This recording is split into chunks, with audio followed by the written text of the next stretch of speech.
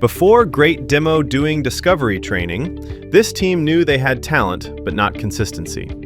Everyone did discovery their own way, and deals were getting stuck. We asked the team for feedback. They all had great things to say about doing discovery. Everybody feels like they walked away learning something. So the situation slide is a big hit. One of the guys on my team did a demo yesterday, and he did a situation slide for 4 different people.